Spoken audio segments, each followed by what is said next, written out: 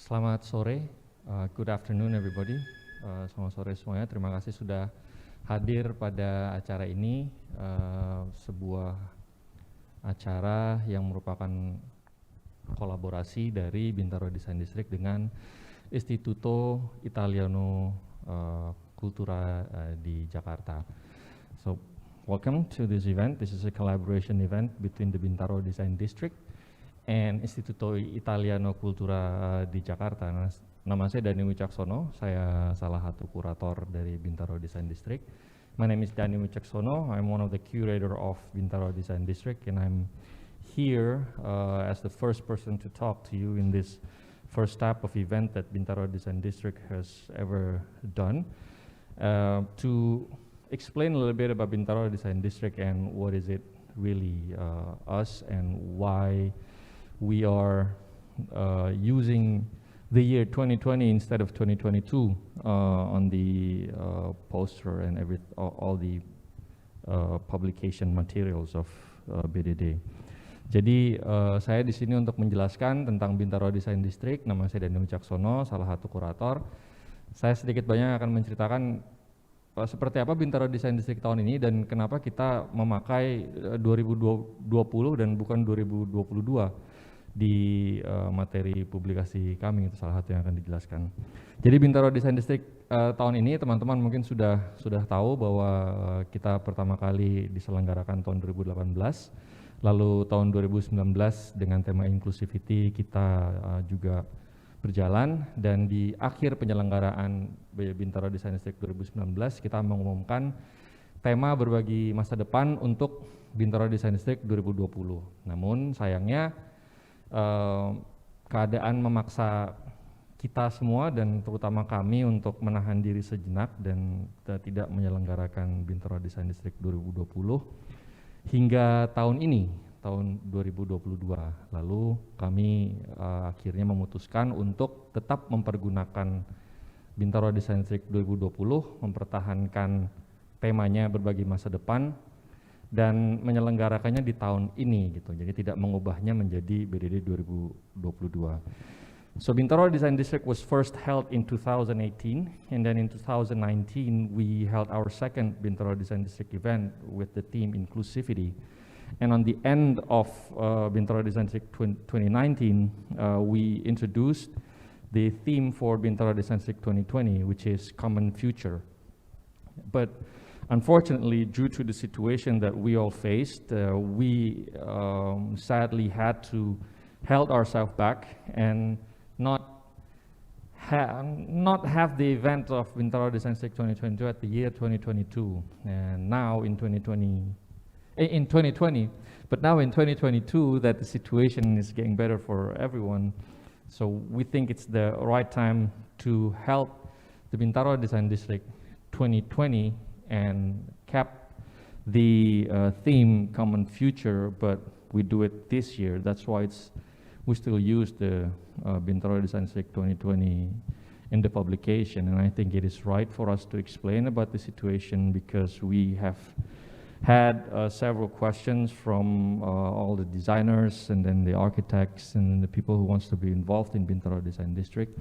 So this is the first explanation that we kind of address that issue.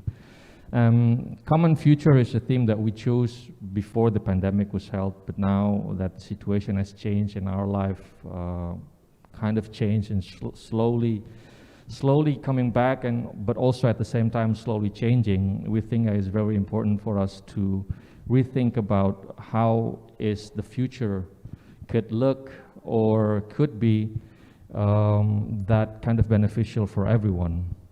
Jadi tema berbagi masa depan dipilih tahun 2019 sebelum adanya situasi pandemi ini begitu.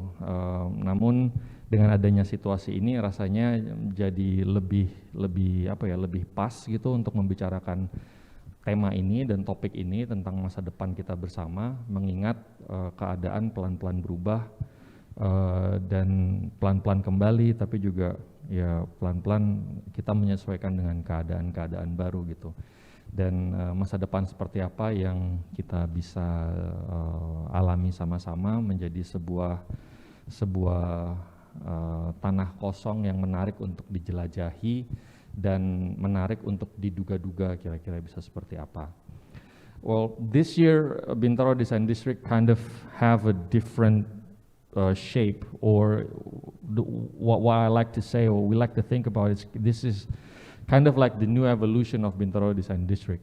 We have two big organizations and that kind of work together with us and collaborate with us. One is Jaya Property as the developer of Bintaro Jaya, where Bintaro Design District was born.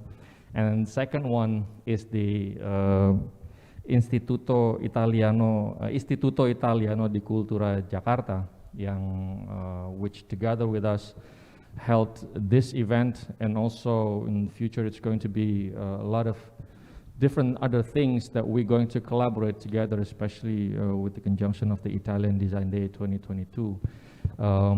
It is a mutual understanding that we have together, that we should establish more relationship and more conversation between Italian designers and Indonesian designers, especially those who are participate in the Bintaro Design District. So this is kind of a new venture for BDD, a different way of organizing BDD, and also another evolution of Bintaro Design District to be more international than the previous two establishments that BDD has had in 2018 and 2019. Jadi tahun ini kita punya sebuah perkembangan baru, sebuah trajektori berbeda.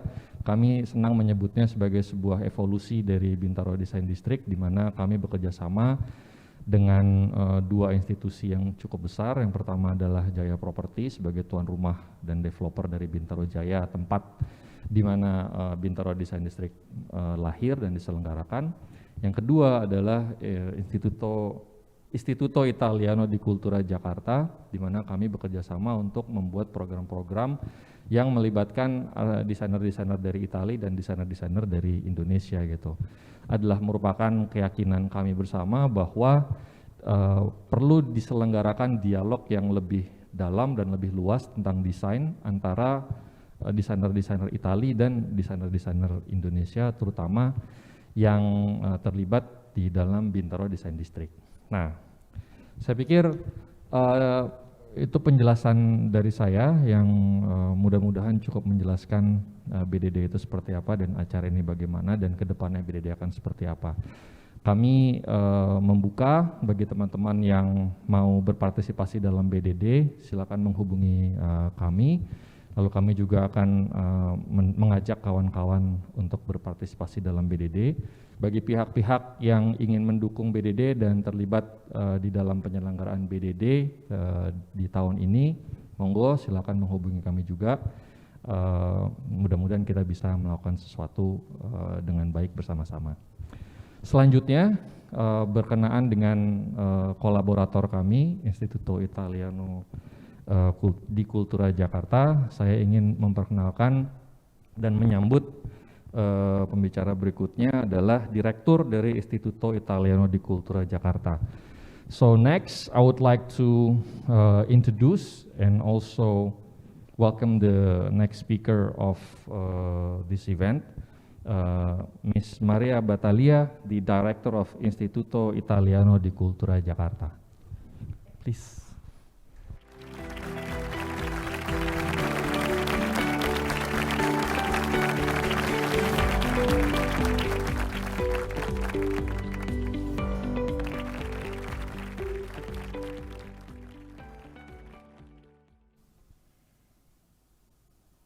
Hello, thank you so much. Good evening to everyone. And I would like to thanks to Italian Design Day and to Bintaro Design District for this new collaboration. For the first time, we are happy, honored to collaborate with Bintaro Design District and all team, all members of this big and important Indonesia initiative. Today is we celebrate the Italian Design Day in the world, Italian Design Day 2022. And I would like to open this day by reading the message of the Italian Minister of Foreign Affairs and International Cooperation about this important day. Italy's design, historical heritage with an eye to the future, that we celebrate today everywhere in the world with the Italian Design Day, the annual event launched in 2017 to promote the excellence of our country abroad. An initiative promoted and organized as a part of the Be It and Vivere all'Italiana by the Ministry of Foreign Affairs and International Cooperation and the Ministry of Culture, in collaboration with the Association for Industrial Design and with the precious support of ICE Agenzia, Italian Trade Agency, Triennale di Milano, Salone del Mobile di Milano, Federlegno Arredo, and Alta Gamma. The theme of the 2022 edition is Regeneration, Design, and New Technologies for a Sustainable Future. The most iconic works of Italian design have the great advantage of always being current, even with the passing of the years and sometimes decades. This happens when innovative ideas, the transformation of the materials and working methods in respect of the tradition, a renewed vision of the world are added to aesthetic research. Design and its interpreters are increasingly called upon to decline lifestyles that combine functionality, well-being, and environmental sustainability. At the center of this year's Italian Design Day, we have therefore placed the issues of urban regeneration, reuse, and recycling of materials in full coherence and synergy with Rome's candidacy to host the Universal Exposition of 2030, and with the theme for it proposed based on the opportunities for regeneration of the territories in the light of the green and digital transitions. Conceiving new products and processes based on sustainable technologies, based on the concept of the circular economy, is today a priority need, strongly felt by the communities in which we live and in which our children will grow up. To achieve ambitious goals, constant dialogue and international collaboration between architects and designers are crucial on the one hand, and the support of the institutions to all the players and operators in the sector, from companies to research and development centers, on the other. The numerous initiatives organized for the Italian Design Day by the Ministry of Foreign Affairs and International Cooperation and its diplomatic consular network, the Italian Culture Institute, and ICE offices in over 100 countries will involve more than 115 designers, architects, researchers, entrepreneurs, and journalists of the highest profile, and will also see among their objectives the promotion of the 60th edition of the Milan Motor Show.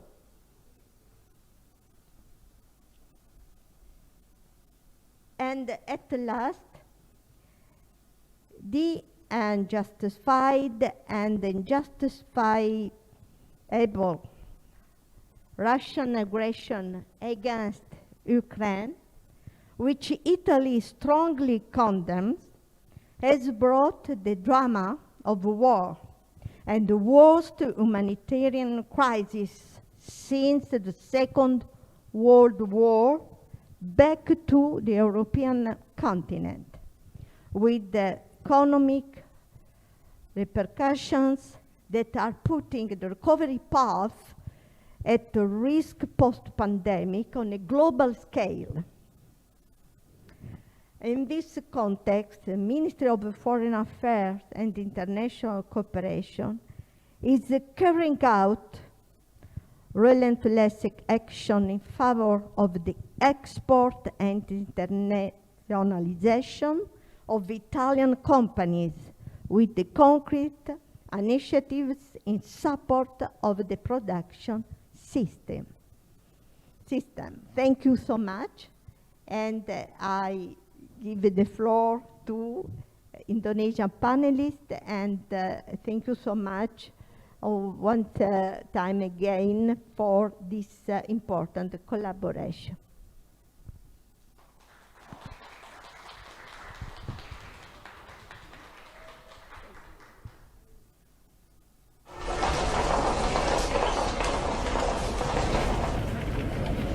Quest'anno il Salone celebra la sua 60ª edizione. È passato tanto tempo da quel 1961, quando aprì per la prima volta le sue porte.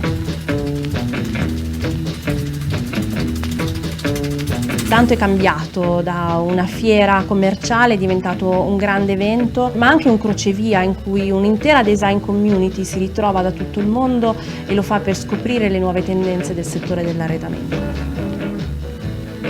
Questa edizione è molto importante, con il Salone Internazionale del Mobile, del Complemento dell'Arredo, ma anche delle biennali di Eurocucina, FTK e il Salone Internazionale del Bagno. Abbiamo però deciso di dedicare uno spazio importante alla sostenibilità. Ci sarà un evento speciale al centro del Salone che sarà un momento di riflessione su a che punto è il settore, dove sta andando e come la scelta dell'arredo della casa può influenzare positivamente questa transizione ecologica. La sostenibilità è diventato uno degli elementi fondamentali per l'architettura e non solo per l'architettura, perché il tema oggi è quello di come possiamo vivere meglio su questo pianeta e come possiamo utilizzare meglio le risorse. Stiamo affrontando un problema che non avevamo prima. Il Salone quest'anno cerca di dare una risposta facendo vedere un ecosistema di aziende che si stanno impegnando in maniera molto determinata a produrre attraverso processi per la riduzione dell'impronta ambientale. Poi ovviamente questo tema deve essere accompagnato da una visione poetica. Se associamo questa nuova strada anche alla bellezza, abbiamo comunque fatto un percorso molto importante che sarà probabilmente anche l'unico percorso che possiamo fare.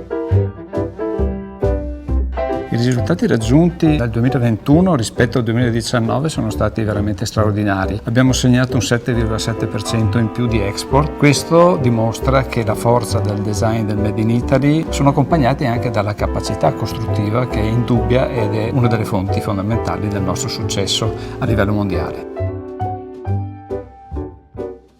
Il Salone quest'anno sarà nel mese di giugno, abbiamo scelto di spostarlo proprio per garantire la massima sicurezza per tutti coloro che parteciperanno a questo grande evento. Pensiamo che sia molto importante questo spostamento per garantire l'accesso a quel pubblico internazionale che ha reso grande il Salone del Mobile e il Made in Italy nel mondo. Chi non sarà presente fisicamente potrà vedere tutto quello che succederà al Salone e una volta chiuso il sipario sarà possibile continuare a vedere gli stand, le novità di prodotto, rimanere in contatto con le aziende proprio attraverso la piattaforma digitale del Salone del Mobile. Il salone del mobile è fondamentale per il Made in Italy. Il nostro settore è riuscito a creare in 60 anni di storia la forza del nostro comparto che viene riconosciuta in tutto il mondo. È una vetrina irrinunciabile sulla quale noi produttori dovremmo assolutamente farne uso e buon uso per il nostro futuro.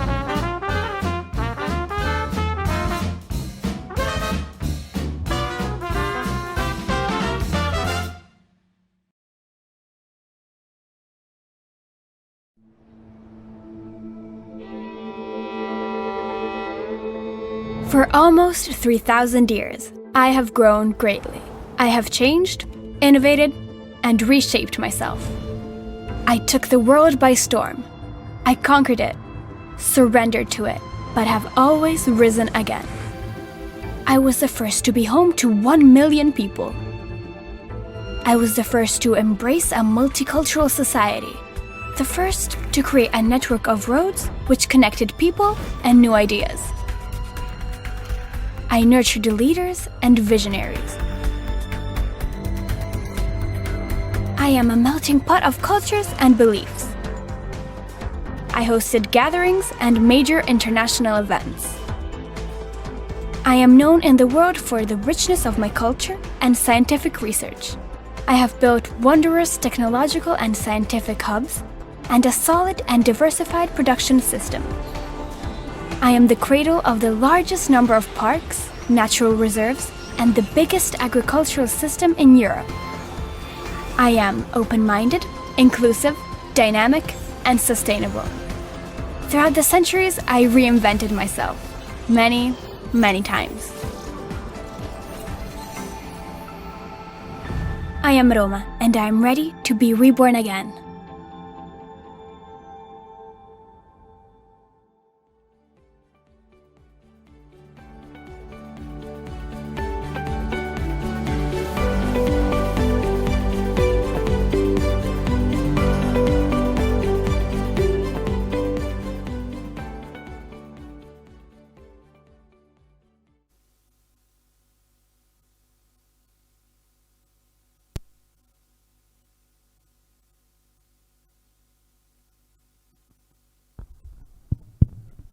Hello, okay.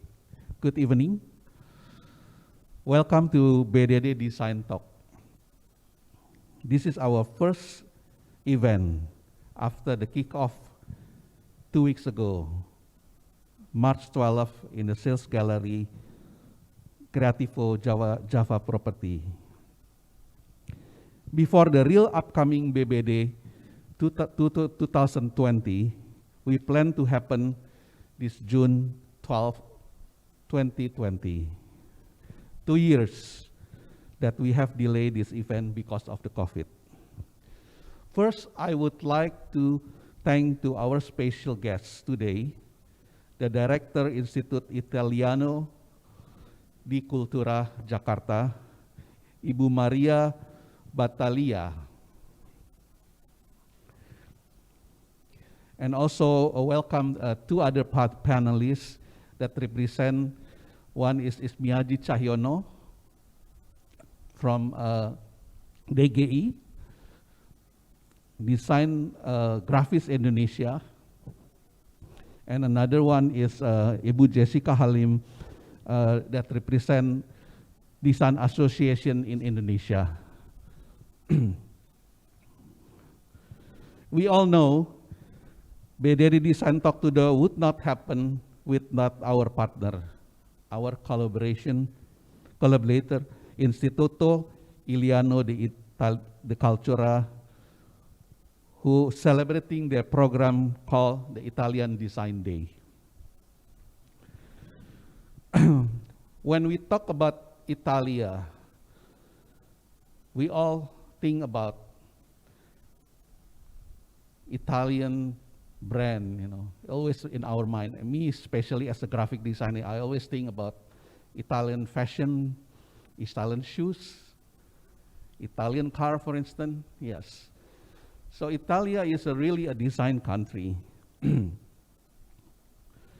One of my favorite designer, it's Italian designer, graphic designer, of course, maybe some of them you ever heard. It's Massimo Vignelli. very legendary and very important designer, graphist in the world.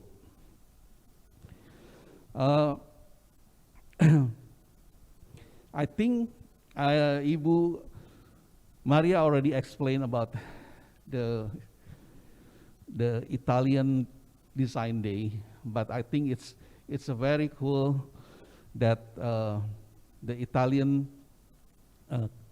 government promoting Italian through design to other countries around the world, because design are a very important part of our everyday lives these days.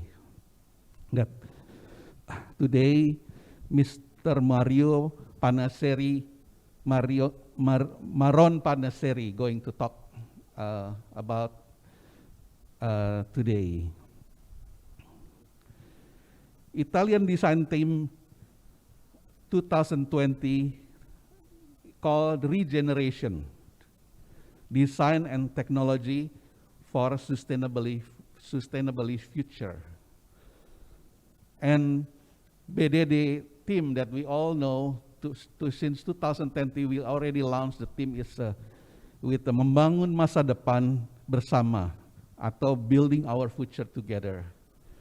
So I think we kind of same direction, yeah.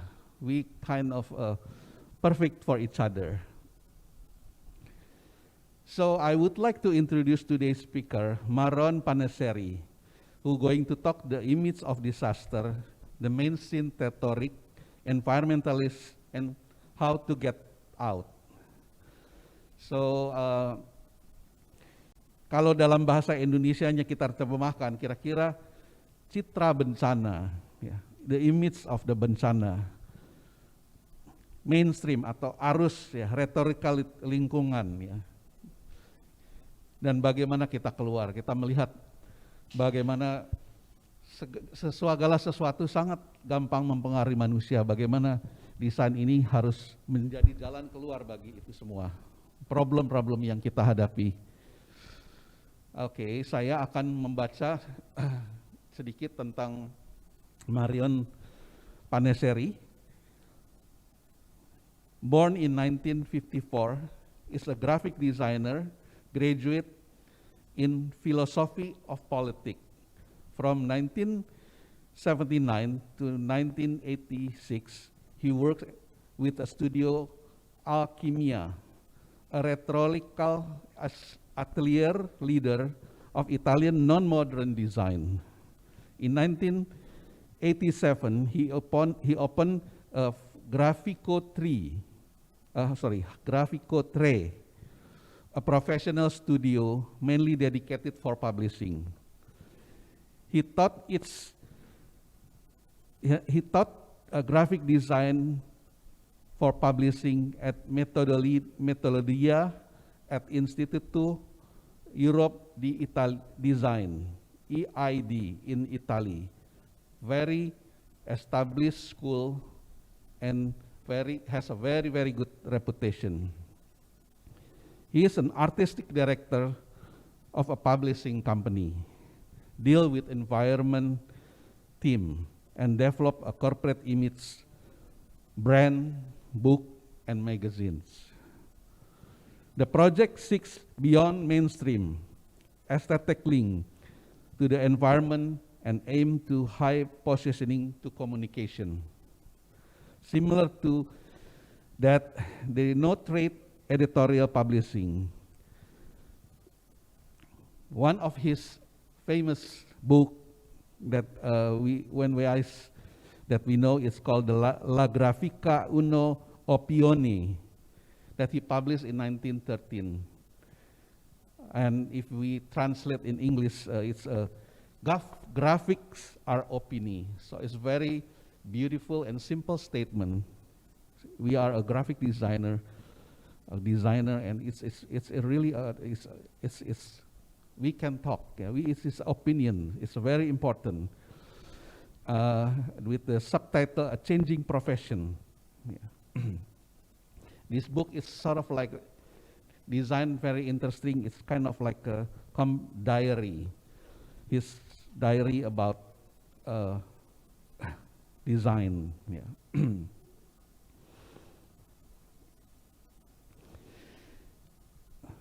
So, therefore, we are blessed that Marion Panzeri will be with us today, and we are looking forward to this event.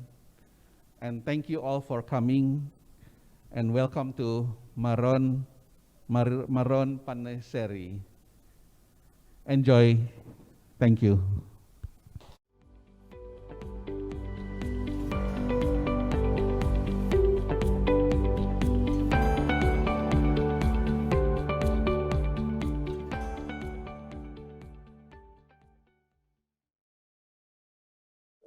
Hello, do you hear me? Okay, okay.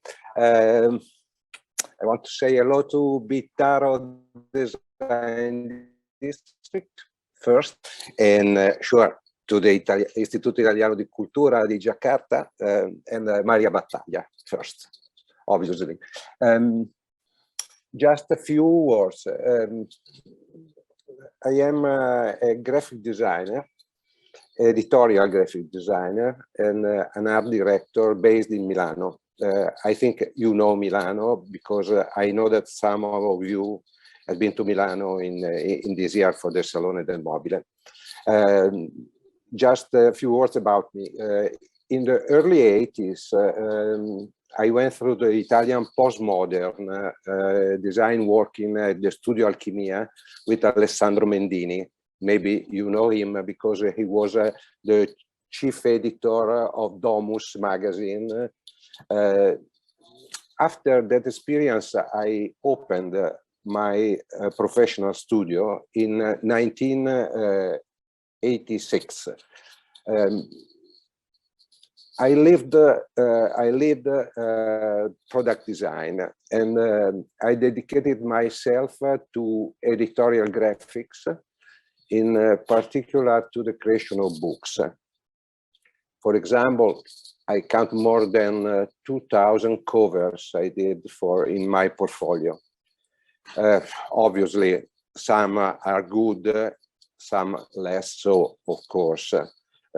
In this year of fast communication through social networks, years of short reading and contracted writings of fake news, I thought that this job, I mean, of making books and magazines, could be a way to offer to those who are younger than me to enrich their cultural heritage, feed their vocabulary, refine their ideas.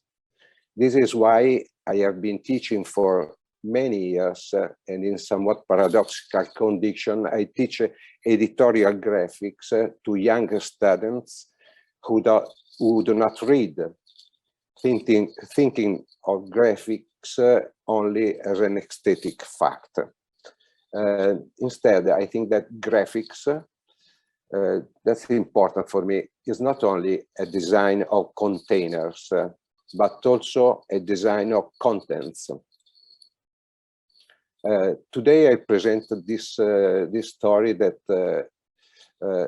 lasts more than 25 years, the story of a challenge, a way to redesign, trying to innovate and regenerate my graphic language for upcoming contents. In 1980, this is a parenthesis, I took a long trip to the east from Thailand along the Malacca Peninsula. I jumped to Sumatra and then to Java in the way to Bali. It was a youthful trip, but one of sustainable tourism. I was alone, not linked to any organized group. It was a beautiful trip that I still remember with great pleasure. So let's start with the with a slideshow.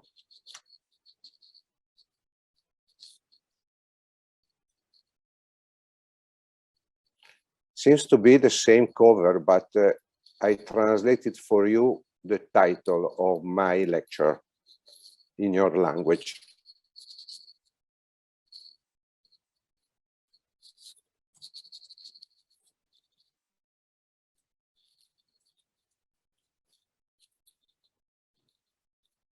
The title is The Image of the Disaster and the Mainstream Rhetoric of Environmentalism, How to Get Out. Environmentalist imaginary has long been nourished by images of catastrophe. It then found its own presentable image in the use of the color green, in the simple symbolism of iconic objects like wind turbines, leaves, trees, and the world seen as a planet that cannot change. But it never quite hit the mark. Environmentalist imaginary has always remained simple and childlike. Some samples of what I was talking about.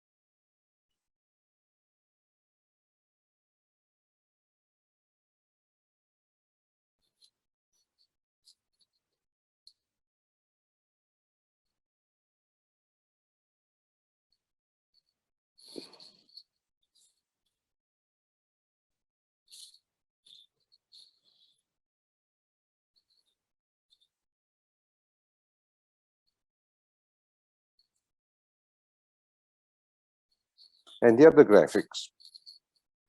These mainstream graphics about environmentalism.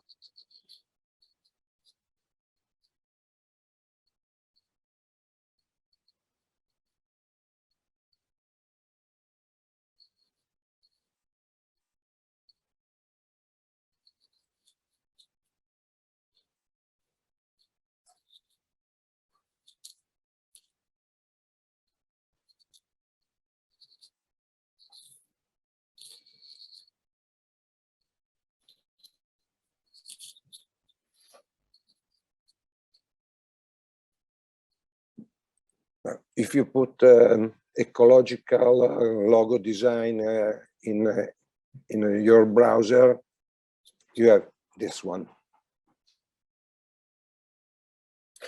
A solution is possible. Design can already play a role today, even in communication. I present my work as graphic designer and art director for the publishing house Edizioni Ambiente, that means in Milano. That means Edizioni Ambiente means an environment publisher, something like that. It's a traditional publishing house with the production of books and magazines on paper, but also digital and bilingual. A graphic design project to overcome catastrophic rhetoric and positively communicate best practices from the national and international policy level to individual behavior that informs and proposes the best authors on the theme of change, like circular economy, sustainability, and resilience.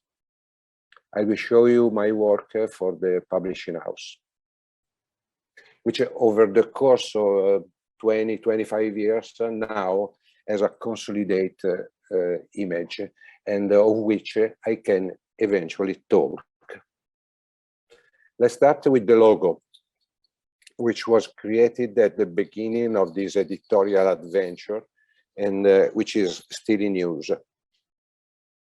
This logo departs from the logos that we have seen before. It's like an equation. From step 1 to step 4, a square black becomes red, the A rotates and goes inside the square, and on the 4 you have the logo. It's a joke. Maybe someone read and see the A, someone see the I. And now I present some covers, chosen covers that I consider representative of my work. This one, for example, what is a circular economy? I can show you the cover spread here in English. It's a small book. This one is a very small book.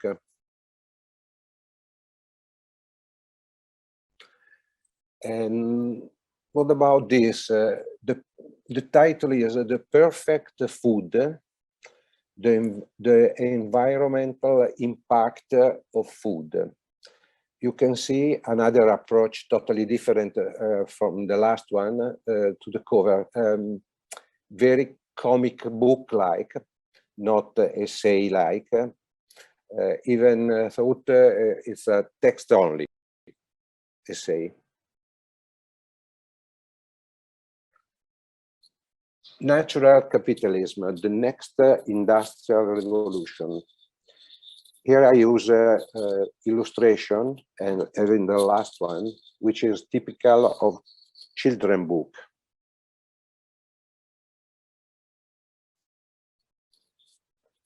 Car sharing, the business that moves, is a short book that should attract the younger generations who can use shared cars at low cost instead of owning one. This is a very old catalog. The cover, obviously. And climate instruction for use, phenomena, effects, strategies. Here the attempt to use photography is a non-realistic but graphic way.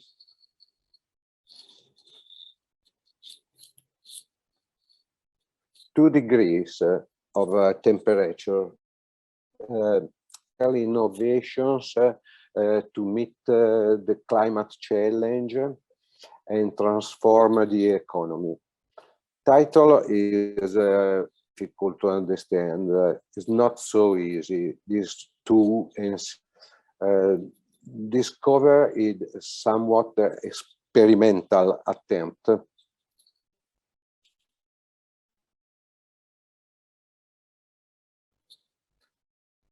It in planet food and sustainability, our future.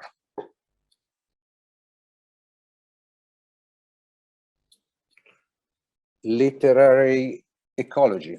This book is dedicated to the storytellers of the last century, who had insight into critical thinking.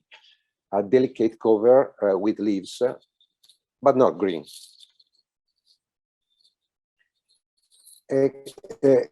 Ecomafia is an annual report on the Italian mafia's presence in environmental issues such as illegal waste dumps, outlaw constructions, and more.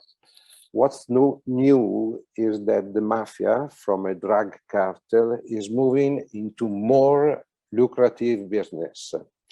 And that's my pop style graphics.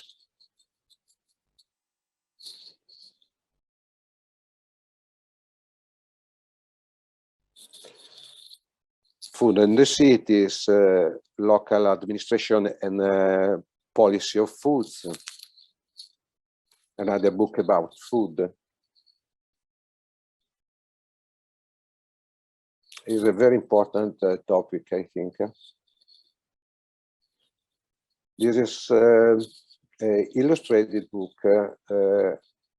dedicated to the best practices of green building in Italy.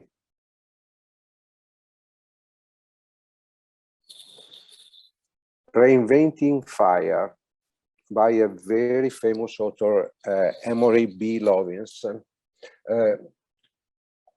The subtitle is Winning Solution for a New Energy Era.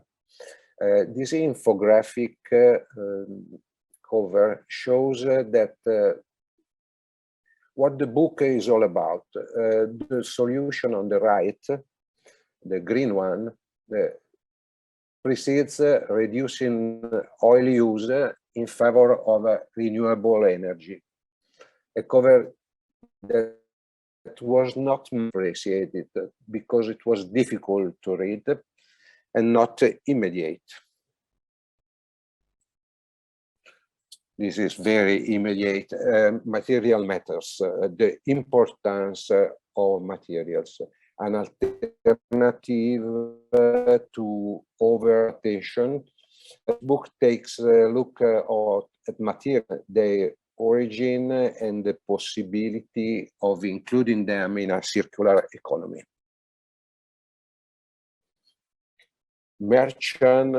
Merchants of doubt. Our handful of scientists obscured the truth from smoking to global warming. This is a very important book, highly successful in the United States, debunking false scientific propaganda paid by corporations. The chosen style is between pop and comics. You know now that I like that way to make covers.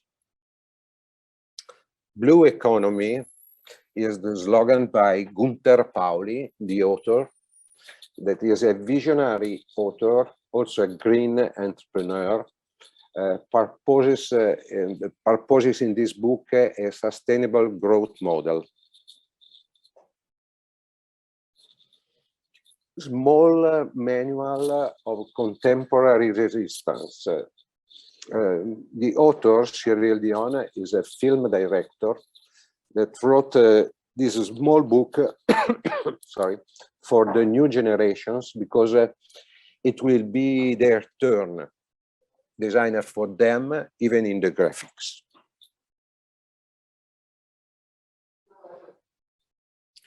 The Bioeconomy Revolution interviews with the protagonists, collection of witnesses from countries around the world on the theme of bioeconomy. The bioeconomy, sure you know, in any case, is an economy that uses first and second generation renewable biological resources from the land, from the sea, as material for energy, industrial, food, and feed production.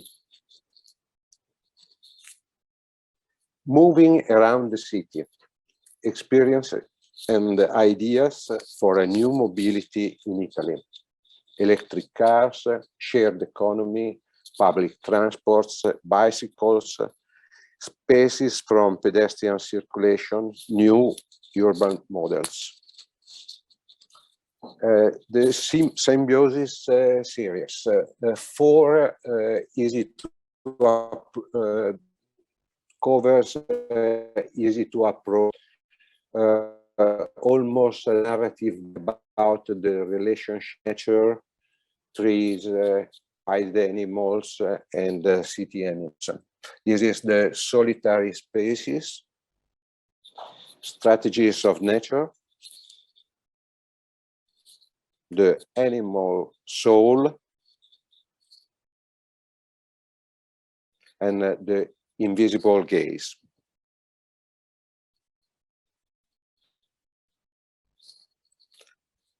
White covers are easy to present because they are made for text-only books. The cover you saw before. Not so with illustrated books that must be read as a whole in their mix of text and images. It is therefore virtually impossible to present a picture book. So I will only do it in small sections, commenting on a few significant pictures to show how they were designed.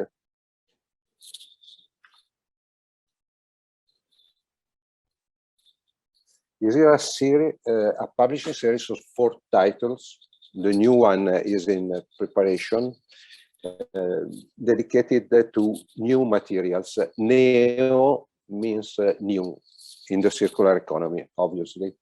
The volumes are enriched by many infographics, which are difficult to read in our case, and many images.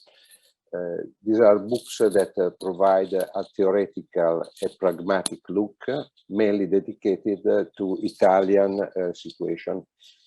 Let me tell you that I am not a specialist, so I am not able to explain everything. You have to be satisfied with general indications, explaining the images you will see. Topics range from mobility to fashion and packaging. The next one will be dedicated to materials derived from waste produced by demolition of building constructions. You will also see an overlap of topics between books. Looking at them superficially can have a repetitive effect on the content. My task was to give an image to the same topics, innovating their communication from textbook cover to picture books to quarterly magazine, the last part lecture. You know what is it? Is artificial skin in recycled plastics. And this one comes from,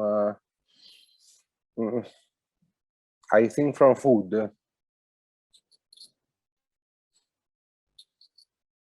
This one you know very well, this material on the right page. As I am not an expert on the subject, but a graphic designer, and I don't have with me the books and magazines that I present, I would like you to look at what I have achieved as an example of style and way of dealing with the problem of the problem image and overcoming the idea of the catastrophe rather than an intellectual or a report. One is by bamboo. For this one is a wood panel, wood surface. On some issues, I have clear, for example, about design. Pay attention to this issue. You won't find a lot of design images here. The reason is simple. Design had intercepted the theme of the new recycled or second-lived or bio-based materials in an interesting and innovative way, both economically and aesthetically. But it is at the beginning of. It is a work still to be done as an open field to do business, but also to improve and make our life more sustainable. In Milano, I think, as in Jakarta, I show you many open double pages, some that are self-explanatory, other less. So you will therefore receive emotions rather than actual information, which is what graphics can do to make communication effective. This is from milk, for example. Or this table is done by waste. Aluminium is one most important material, the king of the renewable materials. Let me tell you that in Italy, the 99% of the aluminium comes from what we call urban mines. It means wasted aluminium.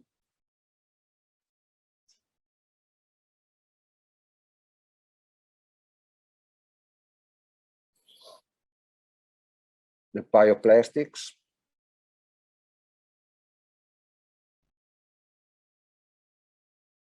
But also concrete.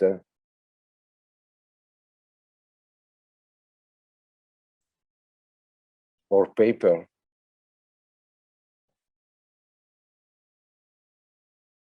We can reuse almost everything.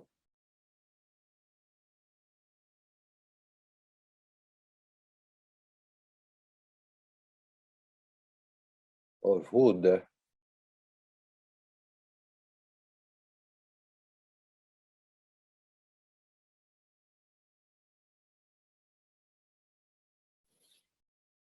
You see the different kind of the process of recycling plastics. On the right side, you have the most flakes of plastics.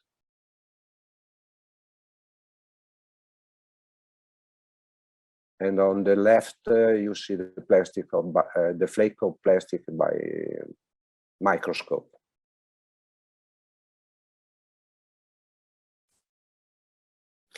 But you can do we can do something also with tires, for example.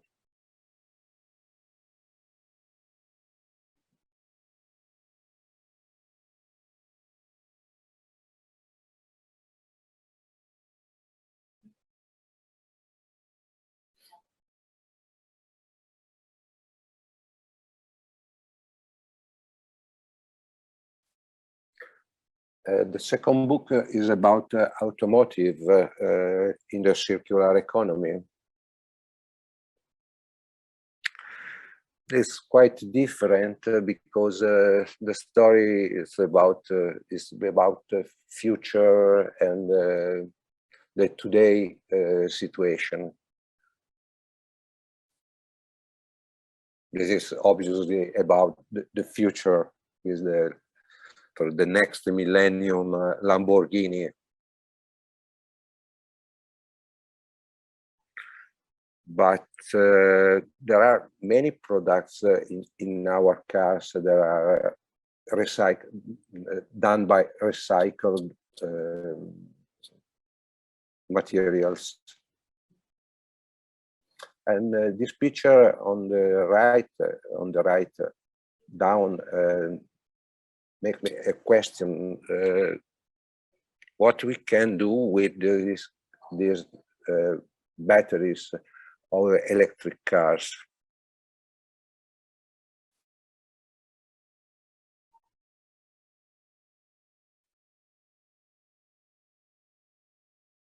The oil, we use the oil, we can regenerate used oil.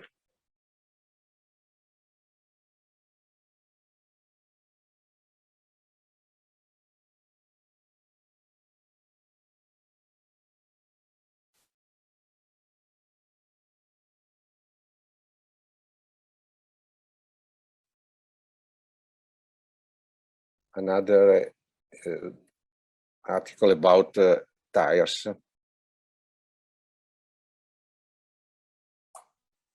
It's perfect for a basket.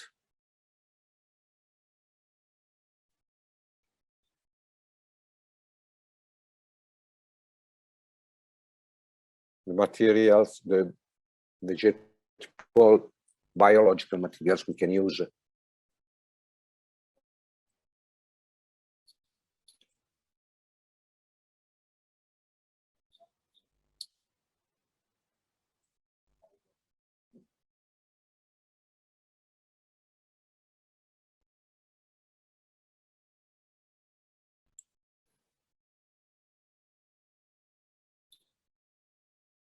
In this car, everything is done by biomaterials. This car, this bio-based car from Canada also. And this tire is very interesting. It's a Goodyear experiment that absorbs carbon as a plant, and gives oxygen.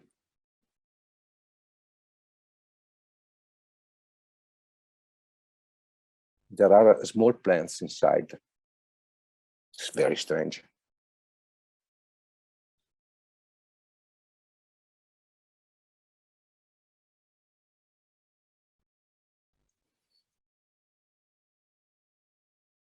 No front and no back for this small car.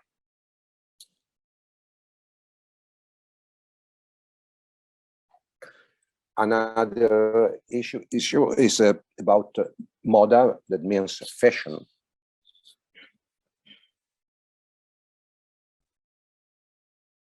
The fibers for fashion are, most of them are recycled.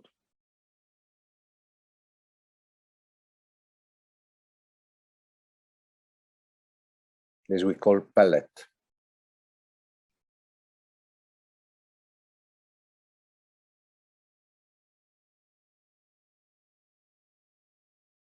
All these fabrics are from recycled materials.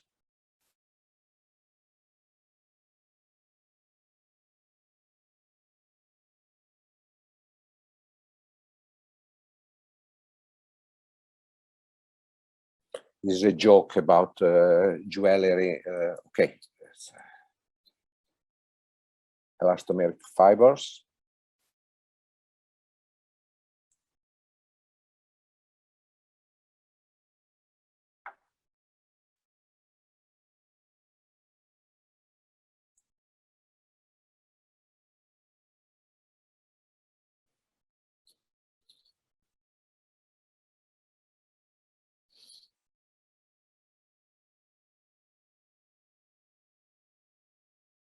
What we can do with this. You can see the answer on the left.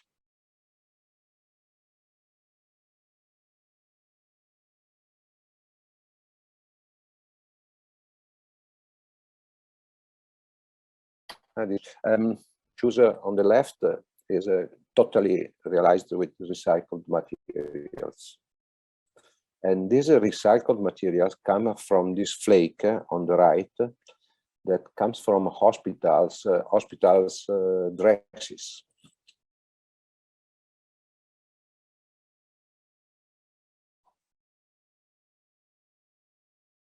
How to regenerate the wool.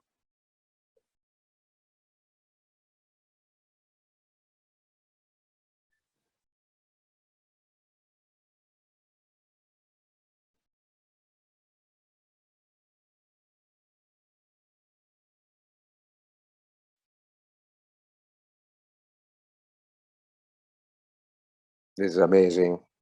You know what is it?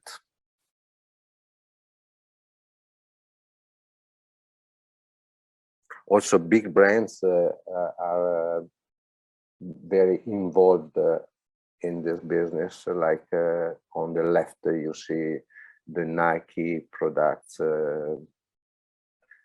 completely realized with recycled materials, polyester.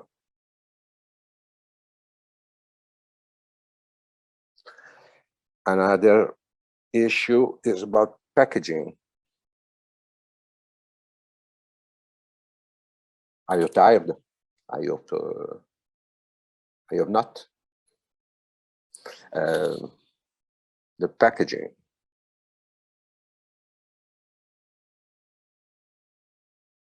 I think this is one of the most interesting kind of pack food, this Japanese or this the idea to compare something with the nature, how the nature preserve.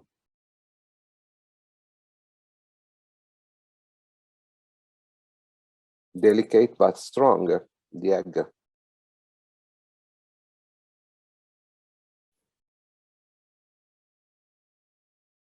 Different kind of all in recycled paper.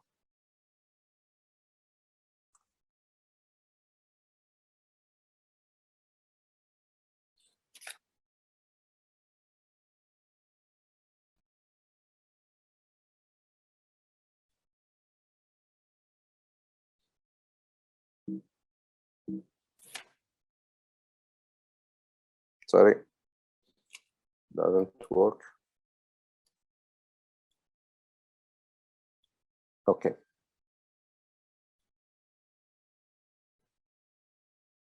You know, this bag for the supermarket in Italy has to be bioplastic. It's compulsory now.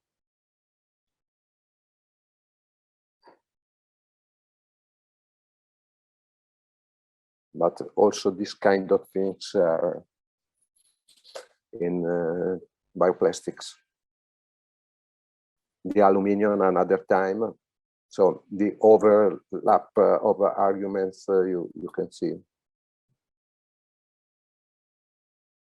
This is a strange case, you know, this capsule, the Nestlé, this kind of capsule, the Nestlé. The problem is in aluminium, that's true. But inside there is powder, the coffee powder. And so to recycle, you have to put away the powder, the coffee powder, and then to wash the capsule and separate the two. How we can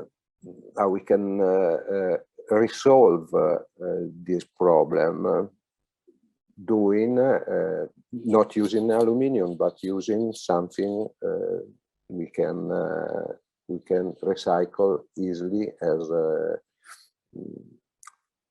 for example biomaterial. Glass, very good material.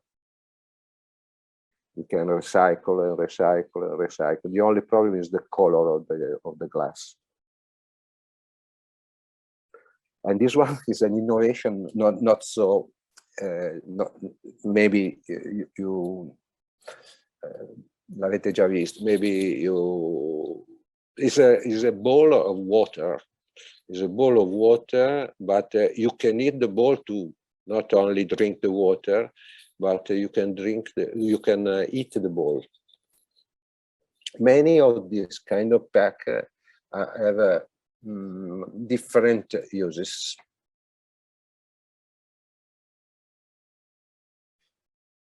There is also one glass you can eat.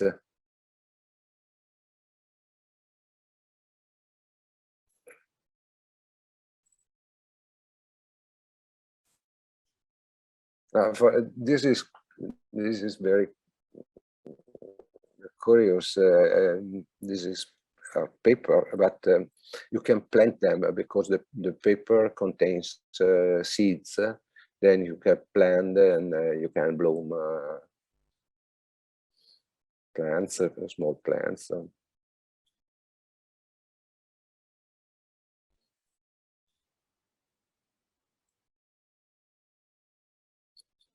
Another idea, good idea here on the, you see the glasses you can eat.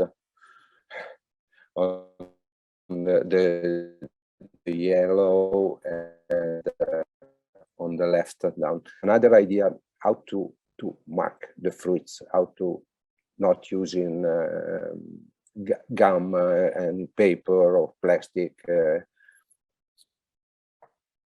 There is a way to do it. If books are long form and contain more complex theoretical magazines, on the other hand, are more informative and contain almost real-time updates. The topics are the same as the books, but the role of the magazines is to maintain an ongoing relationship of fidelity with the reader.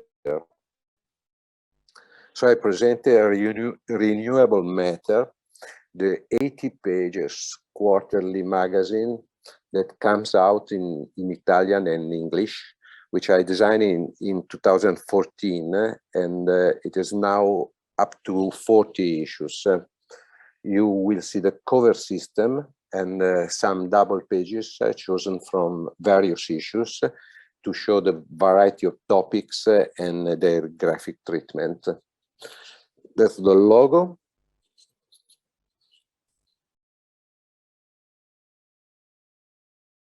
And the cover. I show you the Italian one, but the subtitle is in English because it's just to show you. The subtitle is International Magazine on Bioeconomy and the Circular Economy. It's done like this. The summary is here, and I have a big, all the space I can use for to illustrate the topics of the issue, like this.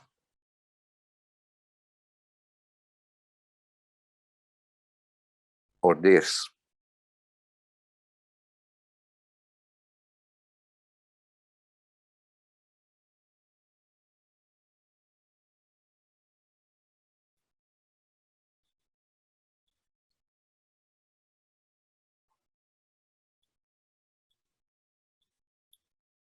Sorry, it doesn't work at this moment.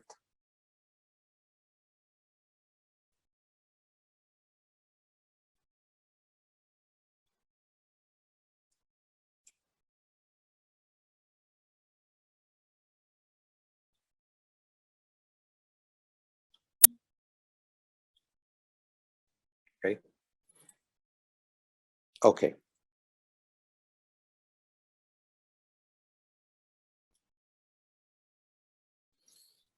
So I have the possibility to change from issue to issue, totally change the style. I am not a graphic stylist. The style, I think, becomes from the contents. This is a number, this is an issue about Japan. About soil, tourism, using also old vintage pictures like this one,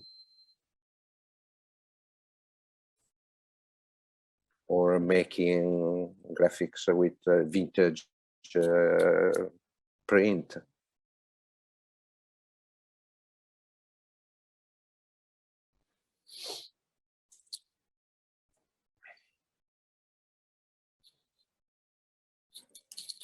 This is the last number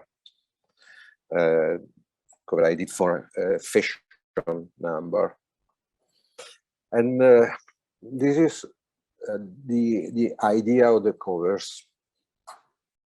From number 1 on the left up, and what's 10 more now. Now I show you some pages just to show you how the difference between the magazine and the illustrated book is totally different. This is a reportage about reuse, repair.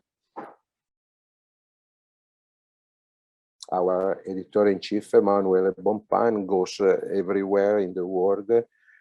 This is, for example, a reportage about the blue tint we use for jeans.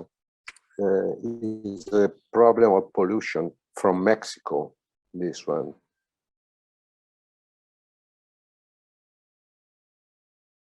It's really a big problem.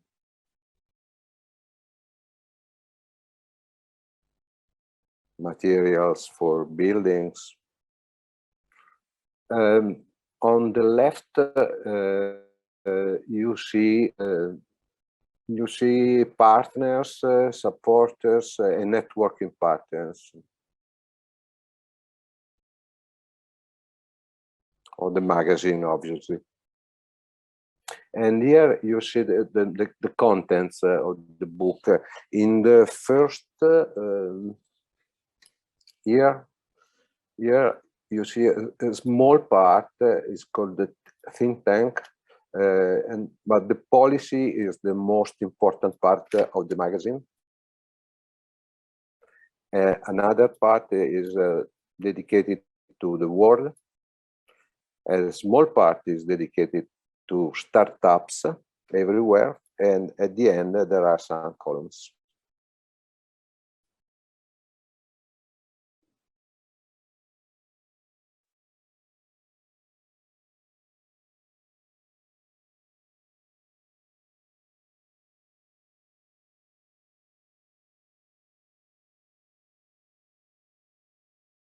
Not easy to read it, I know, but just to show you how we can regenerate the image. Look at this spread, this double page, because it's very important for somewhat I want to say you at the end.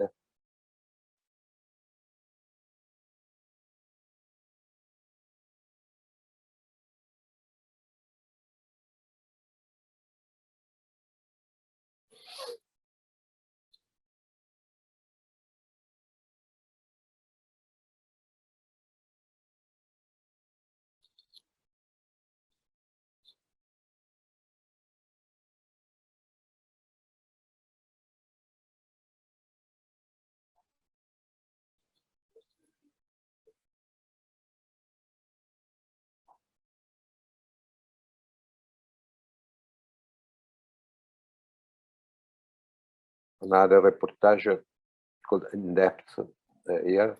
It's about the problems with water in a small part of Canada, in the northern part of Canada. The problem is the water has to be private or public.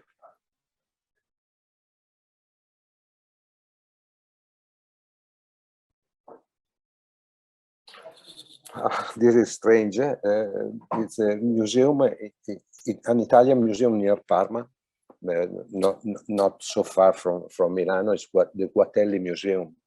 It's a collection of objects that have to be thrown away. It's a strange idea to. You can see, for example, this is packaging of the last century, for example. Very, very interesting. This is the Guatelli.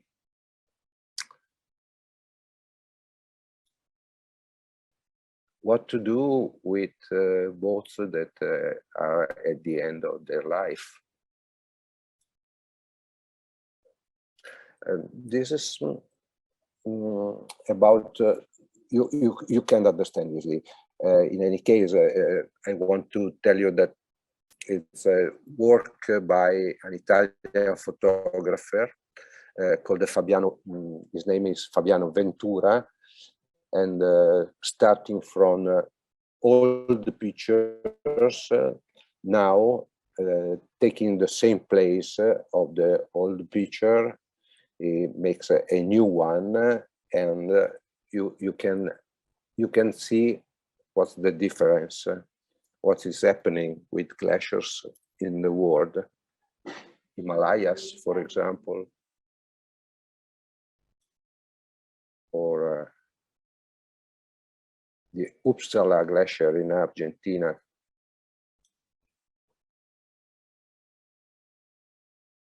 Just to show you that you can find it also in ebook.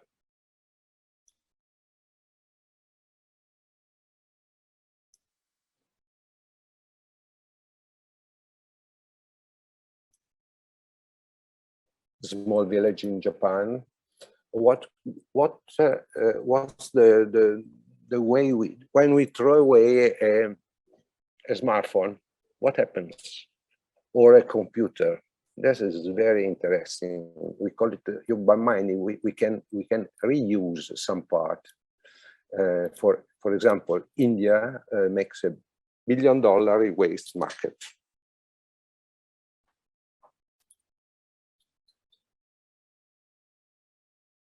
Not to the single-use plastics.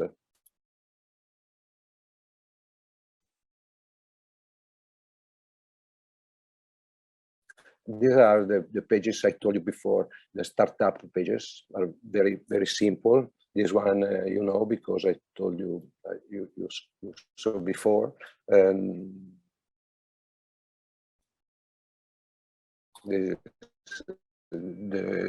Popular Republic of China.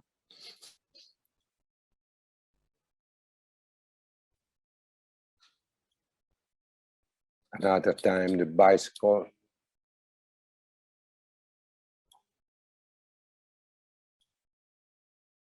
And the compost is another thing, but not only for your balcony. The desertification is another big issue. The soil, what we can do. How we can regenerate it with micro.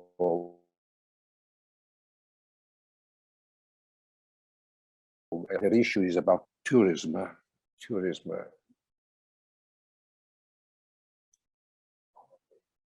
It's very strange. Yeah, maybe you have seen the Olympic Games in Peking. Every ski camp was artificial, like this one. It's very, very, very incredible and strange. You see on this.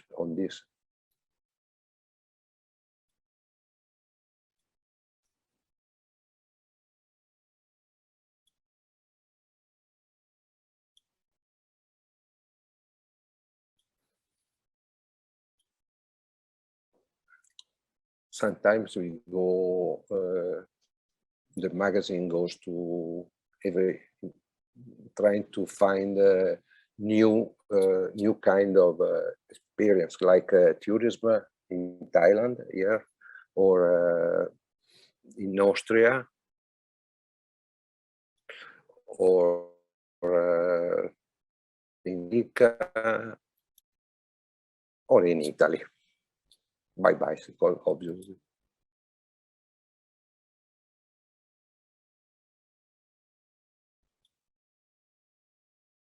there's the problem of the intensive palm oil cultivation. You know very well, better than me. And this is cool. It's about, we call it zero store, because they don't give you any pack. You go with your pack and you buy only what you need. So it's a zero waste store.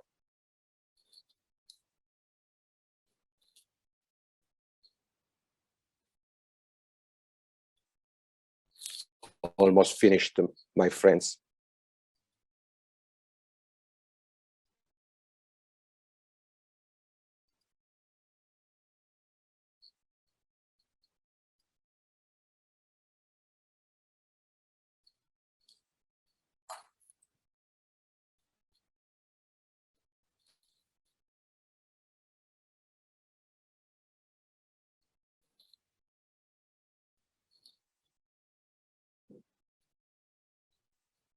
You can see is a different way to explain the same arguments, more journalistic in a reportage.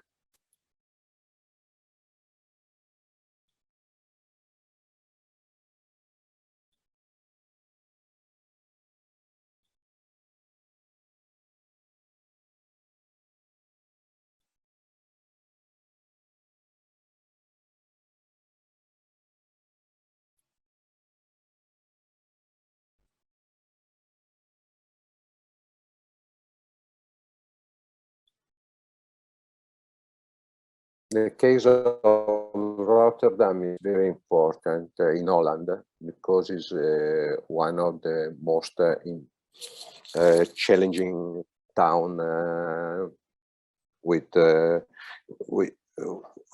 achieved circular goals in the transition to the circular economy. Dedicated just one issue is dedicated to Rotterdam.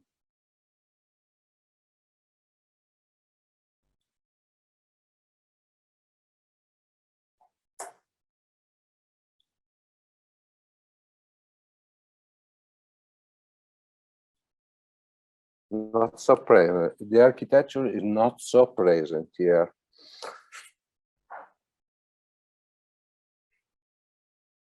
I mean, in the magazine. Why? I don't know. Maybe you can help me to answer to this question.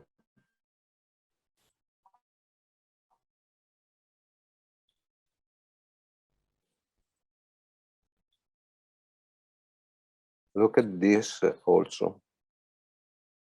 Please remember the pages I told you before and this one. These are done by fungi, for example.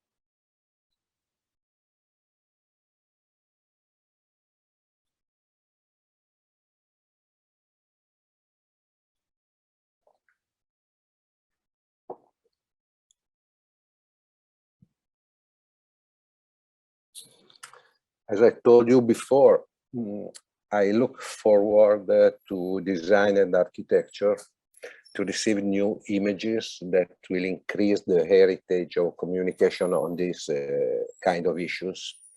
We have the materials, the research advances, the awareness on the great environmental issues as well. Maybe it's time. I'm sure you haven't seen particularly rich and innovative objects or architecture on these pages. Perhaps design is no longer linked to the luxury and the exhibition of form, but is hidden in the fold of technology. At this moment, the path of the new materials comes more than their formal outcome. This means that there may be an important and sustainable role for a new design and engineering model. As I have already said, this could be the time to rethink our relation with the things that surround us. But that's just my opinion.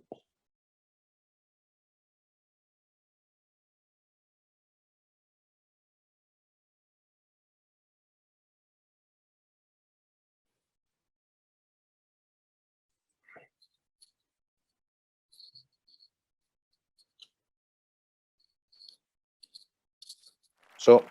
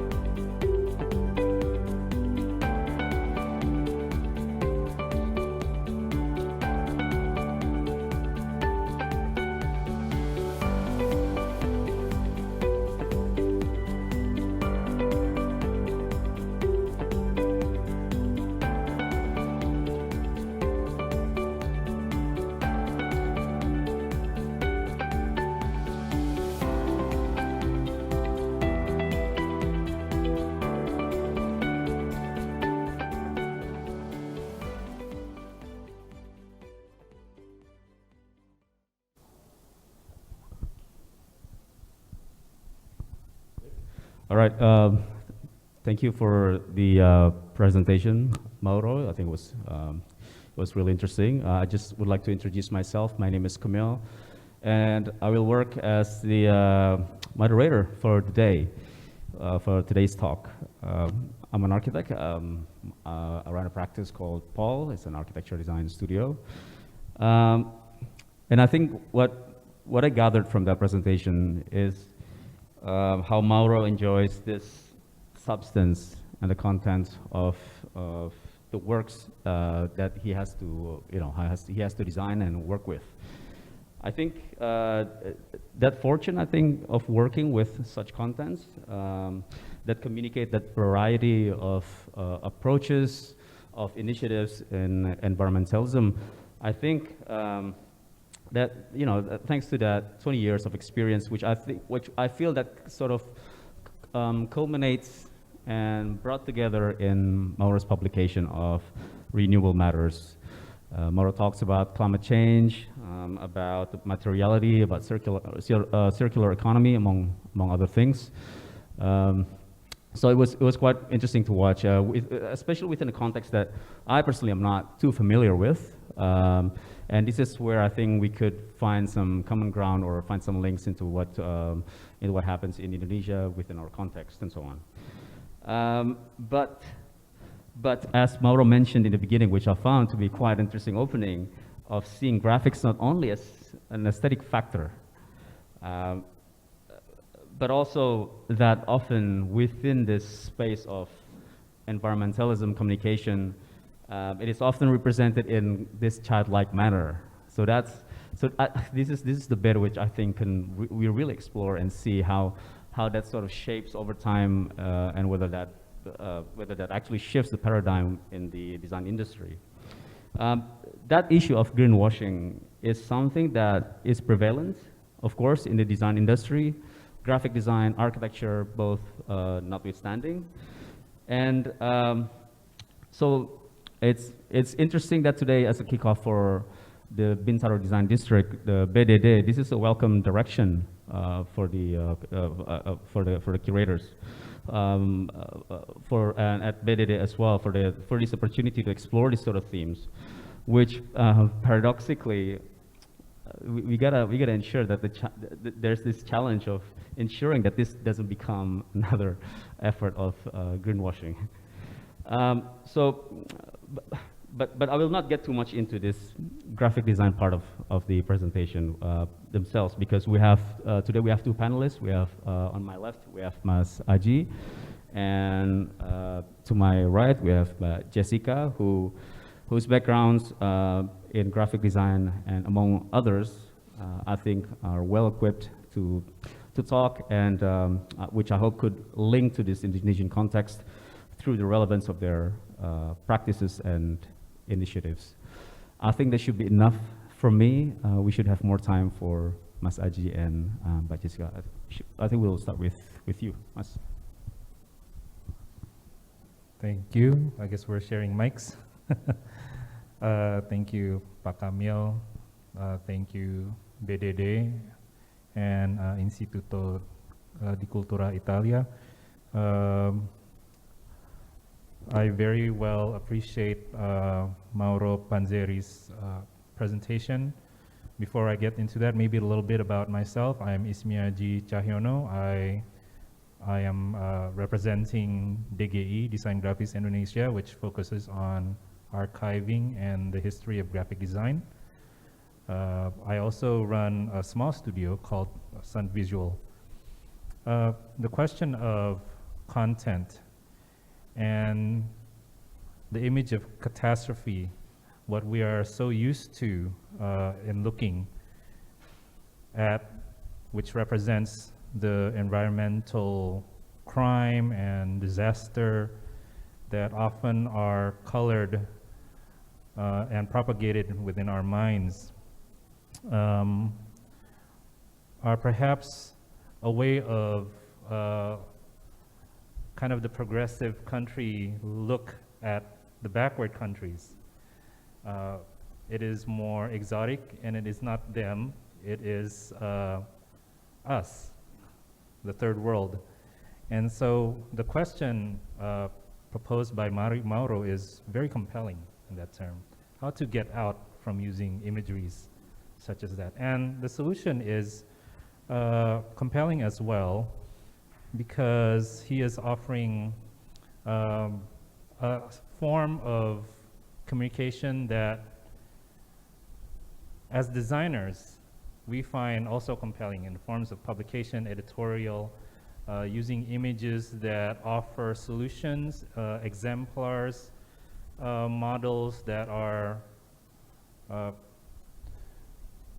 formed from years in hard research, innovation, scientific and product design, which are sadly are not fully researched or explored in Indonesia. So the question is, because when we are faced with these terms like Sustainable Development Goals, and then you have the ESG, which the government currently is very well aware of, and a lot of big corporations are using those terms as their goal, and currently mandated by the government for big corporations to produce sustainability reports. The question is, why are these kind of publications and editorials are resorted to big corporations and government, and not towards the general public. So that's one question in which I would like to take further into consideration of discussion. The Ministry of Trade, for example, the Ministry of Cooperative, their goal of empowering small and medium enterprises and injecting ideas of circular economy as well as SDG and ESG are often not met with the kind of the rising economic challenges and then the unstable and disruptive era that we are living in right now.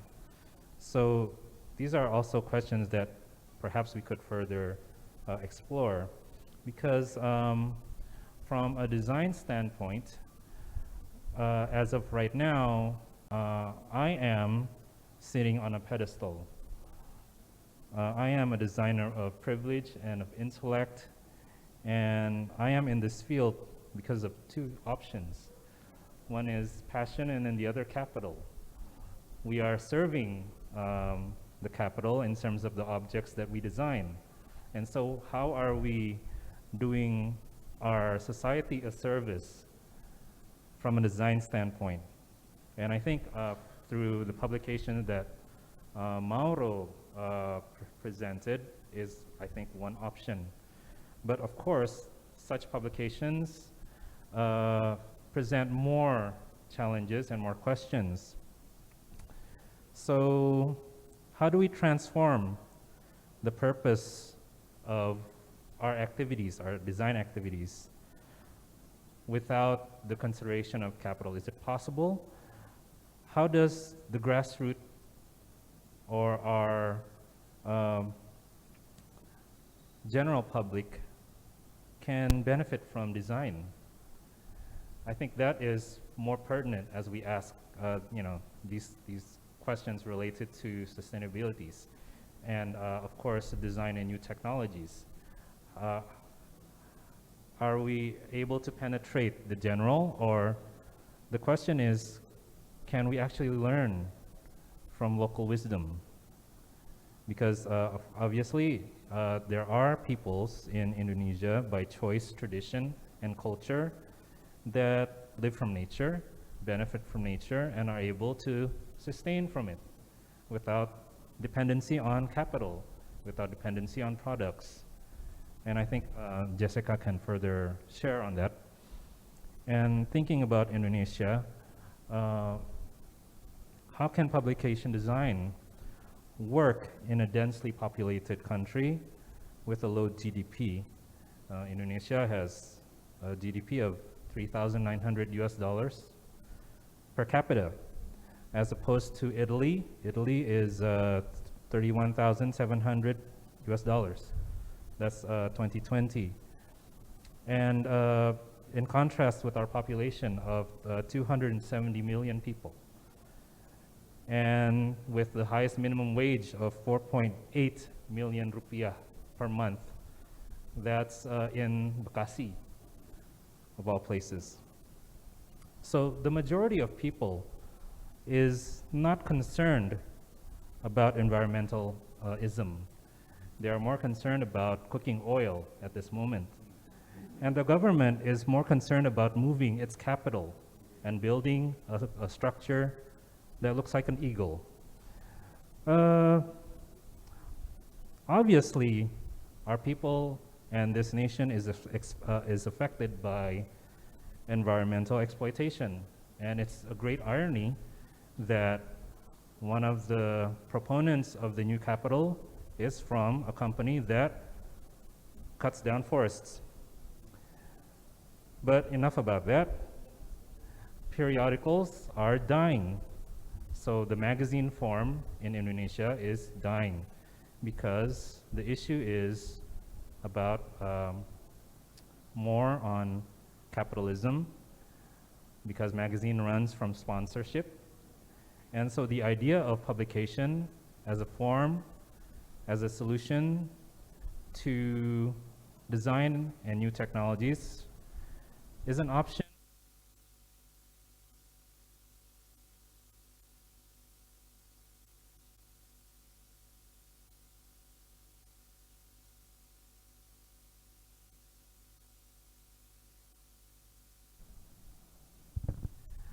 without government support, without big corporations that perhaps we can siphon as sponsors, efforts by designers who are passionate about the environment, environmentalists,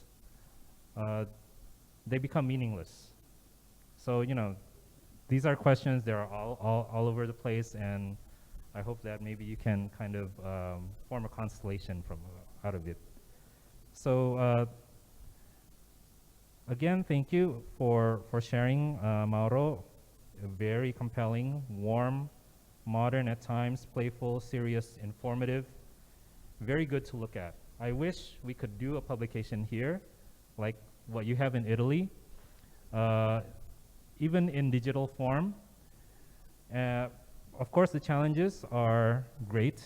As I said, publication form is dying without the right sponsors, but also readership is also dying. Indonesia's education rank in the world is 80 out of 120. So you can imagine education's penetration and how, you know, our people, the desire to read long form, short form, are now are mostly resorted to YouTube clips or social media clips. So perhaps we can shift that form of publication towards social media. Perhaps we can create content there that are more appealing towards the general public. So I think that's it from me. Thank you very much, and I think I leave to Kamil and Jessica to have their say. Thank you. Thank you, Mas Aji. Interesting insights and also interesting take on Mauro's presentation. By Jessica, maybe you can share some of your insights. Thank you, Mauro. I'm Jessica Halim. I'm also a graphic designer and also a practitioner to live less waste, try to learn every day to live in a sustainable living. So I want to share a little bit about my background. Me and my husband, we both are graphic designers, and we've been building Jet Creative for almost 13 years. And why do I interested in eco-awareness or environmentalism? Because since we've been doing branding and packaging, we noticed that we as a designers is a solutions, basically. We can create solutions. We are part of a solutions creating ways as well, because we do a design and then the manufacturer produce it. So we are in the bridge between a client and also a consumer. So therefore, I dedicated myself in these past 3 years to build the Mibumi. The Mibumi means for Earth. We built Instagrams. So the Instagram is kind of like your magazine, basically. But we more speaking in Indonesian. Why? Because a lot of Indonesian hasn't been educated about their own countries relate to the environment. We never understood where our waste goes to. We never understood that we have to do composting at home. So we never been taught how we live a life in a sustainable way since we are in primary school.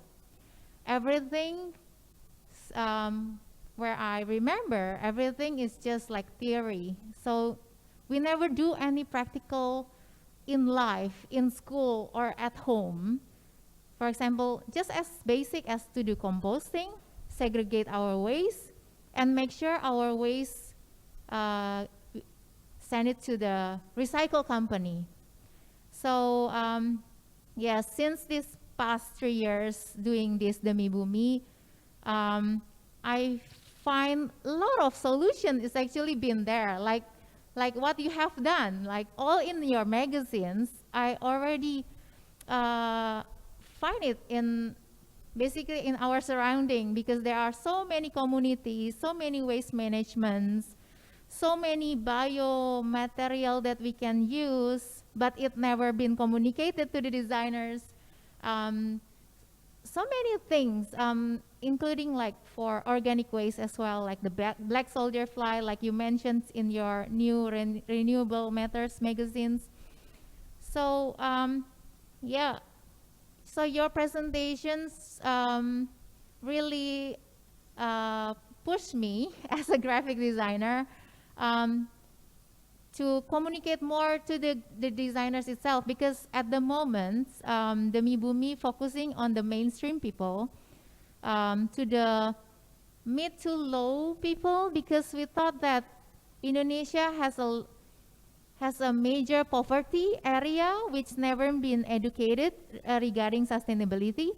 That's why how we communicate, how we design, it has to being able to understood by those kind of people, to anybody, not just designers. But your magazines, I think, really attractive to all of the target, to all of the people, not just designers, but also like mainstream people who maybe is a manufacturer or maybe the consumer itself.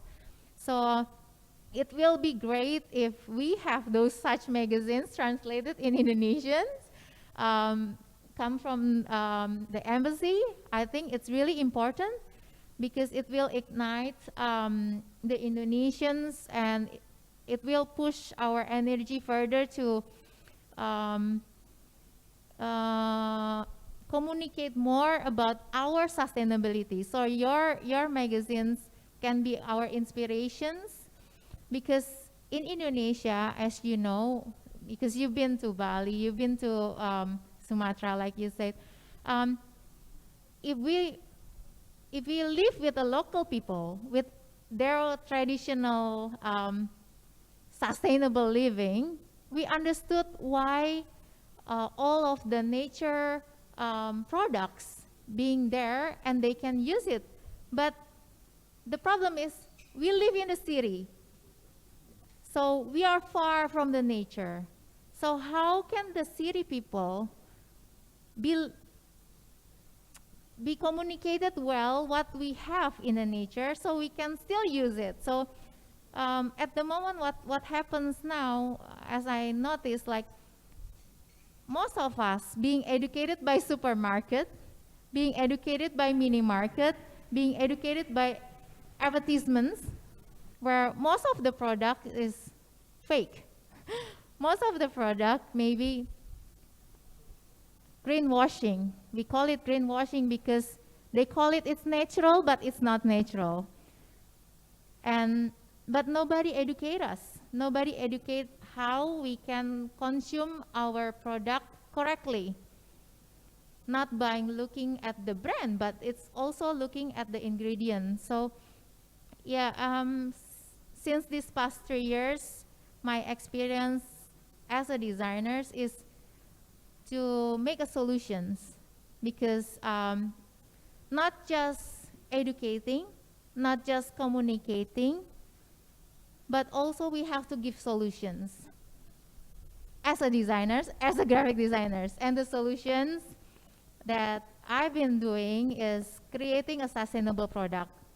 So we try to bring back all the products that we have before, such as natural soap come from fruit, natural soap come from leaf.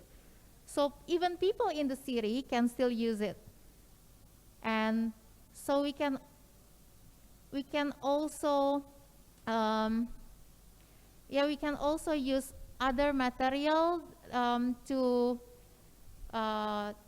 be brought in our everyday life. For example, net bag, tumbler, reusable straws, stainless or glass straws. So we introduced that, but we also as a designers try to, we say, tahukah kamu? It means like, do you know why do we have to change? I think that's really important. Why do we have to change to this new material? Because the common material that we have been using is as bad as this. So I think that is also important, not just like educating about the new technology or the new material is coming that can replace, but also why. I think why is also important because they never understood. And also the other problem that I noticed is that many manufacturers doesn't really care what material they use, because they only think about profit. That really frustrates me as a designers, because we have been like giving them solutions in terms of material, or we have already given them solutions in terms of, okay, if you use like, for example, bamboo fiber plastic bottles, but because the waste management in Indonesia is really bad, it doesn't really matter how bioplastic you've been using, because there is no segregation and there is no proper waste management in Indonesia. So that's the problem. So bioplastic doesn't really work in here because the waste management is very bad. So yeah, I think my questions with you is, what do you think about Indonesian environmental issue where we don't have proper waste management? How can we communicate regarding the material? Because even though we change to bioplastic and all those material, if the waste management is wrong, nothing is gonna work. I think that's all for me. And another thing, I want to question you, what do you have any personal story that energizes you to do or to care about this environmental issue? Because I do, which is my children. Thank you. Thank you, Mbak Jessica. Mauro, we heard the questions. If you'd like to answer to Jessica's question. Could you, there are many questions. Could you please resume in some words, because I understood the first one, the second, but the third I lost. Sorry, would you like Jessica to repeat the questions? Yeah. Okay, the easy question first then. Is there any personal story that energizes you to care about the environment, that makes you want to do your magazines? I was born in the middle of nature, near the lake north of Milano, in a small town called Lecco. And my first 20 years were going to the mountains, swimming on the lake, and so nature for me is a part of my soul. In any case, then when I had the possibility to work with some people 30 years ago that were, it's not my only client, it wasn't my only client at that time, but when I met these people, I thought that this could be another way to make a graphic design, working with good people, maybe without so much money, because It is a small publisher, private and small. It has its own public, sure, but it's not so big in any case. Because don't believe that these kind of arguments are so public, so in the conscious for the people makes. I read 2 days ago that in Italy every year we throw away 35 in the sea 35 billion, and it means that everything has to be done. We are just at the beginning of a new and somewhat as the war, for example, here in Europe is changing the game. About they are, because we are we use the Russian gas. And so now they think, oh, we don't have carbon, and so we make, I don't know, we go back to the 30 years ago, and everything is so delicate. Is the right word, delicate? It's so delicate that maybe the way you told me before about starting from yourself in any case is a good way to trying to start.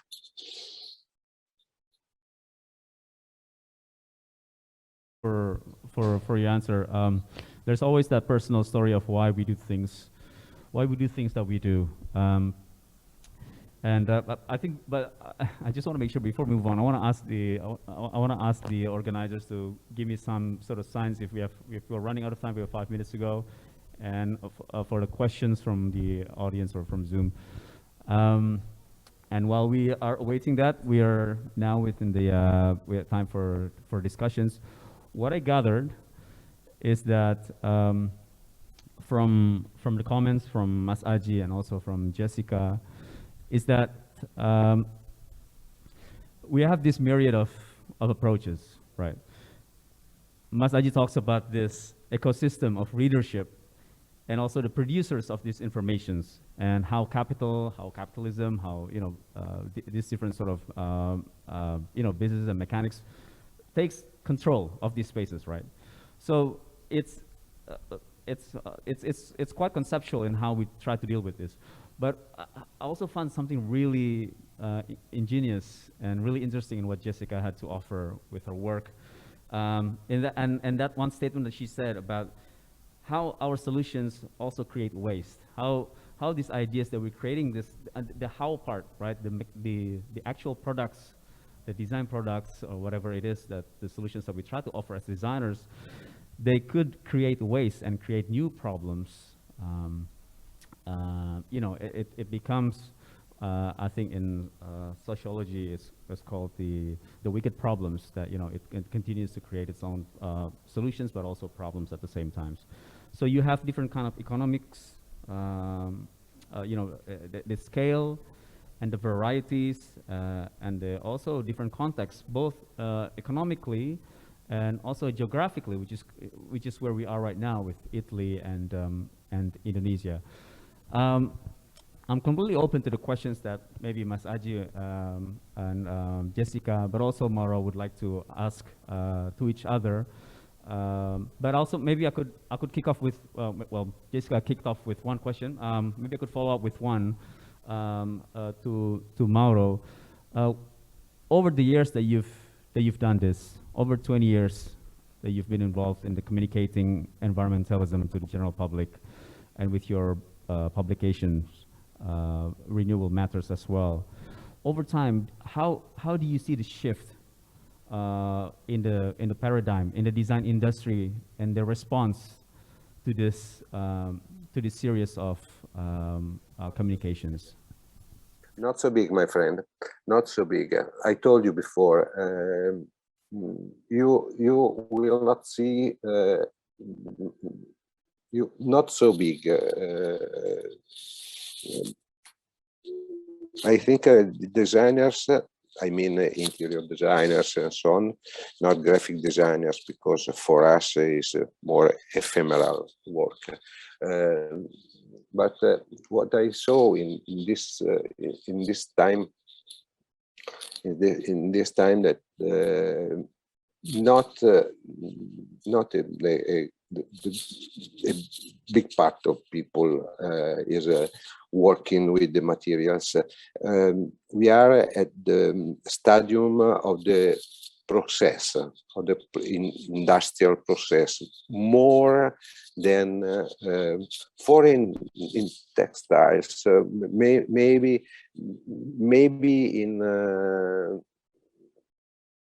in fashion. You can see a real something changing. In automotive, I don't know. My question is where the batteries of the electric cars will go in the next time. The problem is that design hasn't. They work in another way. Maybe the problem is that's why I decided after for a long time work with designers. I mean interior designers or architects. I decided to let it this word, and because are very interested to the luxury, to the, I don't know. Do you understand me?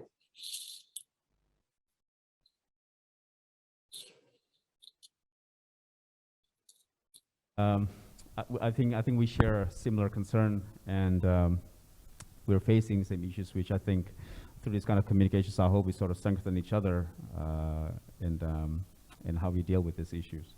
Masaji, you have okay. A short question for Mauro. This is in context of your magazine. How do you feel? How do you see your magazine having a readership in Indonesia? This is concerning Jessica's question about educating the designers. How do you see your magazine among us designers in Indonesia? Because considering that print capitalism is a big challenge, printing requires high cost. Also, the electronic format of the magazine itself is also difficult to consume, and it's very unpopular in Indonesia. Yeah. The renewable matter is a magazine for who is interested in process, not in products.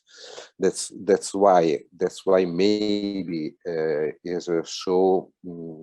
Now the new editor-in-chief has changed the policy that you can see in the last pages I showed you before, that